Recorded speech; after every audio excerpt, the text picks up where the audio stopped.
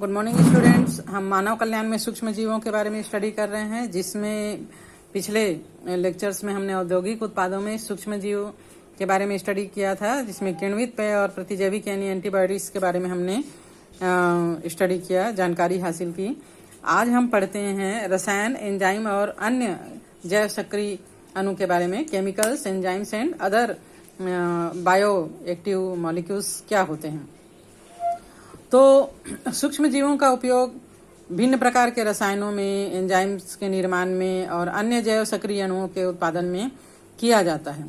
ये उत्पादक कौन कौन से हैं? सबसे पहला तो है एल्कोहल और एसीटोन। शर्करा के घोल से ब्यूटाइल अल्कोहल और एसीटोन का निर्माण किया जाता है। यह जो है वो कोलिस्ट्रीडियम एसीटो ब्यूटाइलिकम नामक जीवाणुओं के द्वारा किया जाता है, और इसका उत्पादन जो है वो ईस्ट के प्रयोग से किया जाता है। ईस्ट डाल दिया जाता है शर्करा के घोल में और इसको फर्मेंटेड होने दिया जाता है। तो ईस्ट में ये जीवाणु उपस्थित होता है जो शर्करा के घोल को अल्कोहल और एसीटोन में कन्वर्ट कर देता है। सेकंड है ऑर्गेनिक एसिड्स। विभिन्न प्रकार के कार्बनिक अम्ल का निर्माण जो है वो सूक्ष्म जीव और जीवाणुओं के द्वारा ही किया जाता है। जैसे सिट्रिक अम्ल का उत्पादन जो है वो एस्परजिलस नाइगर नामक कवक के द्वारा किया जाता है। ब्यूट्रिक अम्ल का उत्पादन कोलिस्ट्रीडियम ब्यूटालिकम नामक जीवाणु के द्वारा, और लैक्टिक अम्ल का उत्पादन जो है वो लैक्टोबैसिलस जीवाणु के द्वारा किया जाता है। Next one is the enzymes. Enzyme का निर्माण किस प्रकार किया जाता है? लाइपेज एंजाइम का प्रयोग जो है वो कपड़ों की धुलाई में किया जाता है। ये एक अपमार्जक की तरह कपड़ों से तेल के दाग को हटा देता है। फल के रस को साफ करने में पेक्टिनेज और प्रोटीएजेज एंजाइम का उपयोग किया जाता है। इन एंजाइमों को सूक्ष्म जीवों से उत्पन्न किया जाता है। स्ट्रेप्टोकाइनेज स्ट्रेप्टोकोकस जीवाणु द्वारा उत्पन्न होता है, जो कि आनुवांशिक इंजीनियरिंग जेनेटिक इंजीनियरिंग के द्वारा रूपांतरित किया जाता है। और इसका जो उपयोग है वो यह उन रोगियों में रक्त वाहिकाओं में थक्का या क्लॉटिंग को हटाने के लिए, यानी थक्का स्फोटन के रूप में प्रयोग किया जाता है, जो कि हार्ट अटैक या के शिकार होते हैं।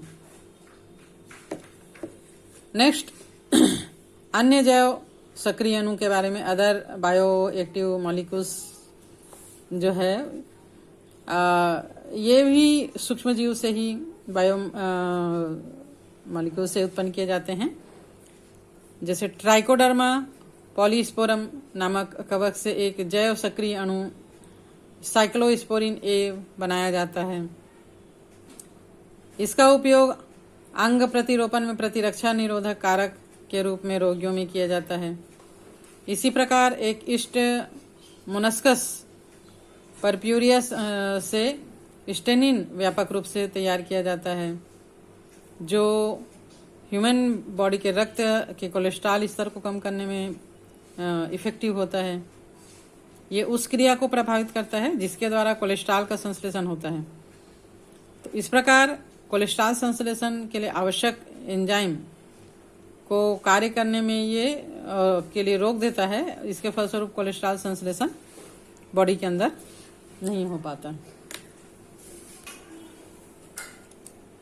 सिरका उद्योग में सिरका का निर्माण शक्कर के घोल में एसिटोबैक्टर एसिटी नामक जीवाणु के प्रयोग से होता है, और ऑक्सीकरण की क्रिया के द्वारा ये कार्य संपन्न होता है। सबसे पहले शर्करा के घोल से अल्कोहल बनाया जाता है, उसके बाद इसका बहुत ज़्यादा ऑक्सीजन इसमें प्रवाहित करके ऑक्सीकरण किया जाता है, जिससे ये सिरका में कन्वर्ट हो जाता है। चाय उद्योग, टी इंडस्ट्री, चाय की पत्ती पर कुछ जीवाणु किण्वन करते हैं, और इससे चाय की पत्ती में विशेष प्रकार का स्वाद और विशेष प्रकार की गंध आ जाती है। इस क्रिया को क्यूरिंग कहा जाता है। चाय की पत्तियों से पीने योग्य चाय की पत्ती बनाना क्यूरिंग कहलाता है। टोबैको इंडस्ट्री, कुछ जीवाणु जैसे बैसिलस मेगाथेरियम, माइकोकोकस, ये सब तंबाकू के पौधे की जो पत्तियां होती हैं उसमें फर्मेंटेशन करते हैं, और इससे पत्तियों के स्वाद और सुगंध में वृद्धि होती है। नेक्स्ट है चमड़ा उद्योग या लेदर इंडस्ट्री। जंतुओं की त्वचा, जो मृत जंतु होते हैं उनकी त्वचा पर पाया जाने वाला जो वसा होता है उसका विघटन कुछ जीवाणु कर देते हैं, जिससे वसा जो है वो चमड़े से अलग हो जाता है और चमड़े का शोधन हो जाता है। और इस प्रकार चमड़े की सफाई करके फिर चमड़ा को प्रोडक्ट बनाने के लिए उपयोग में लाया जाता है।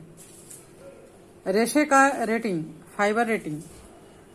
रेशा आप लोग जानते हैं, ये जो है वो प्लांट्स हैं उनसे प्राप्त किया जाता है, जैसे जूट है, सन है, पटसन है।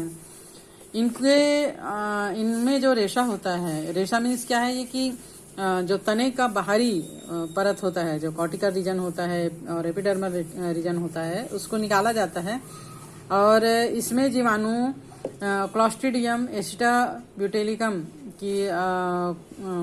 को जल में मिला दिया जाता है। जल में इन रेशों को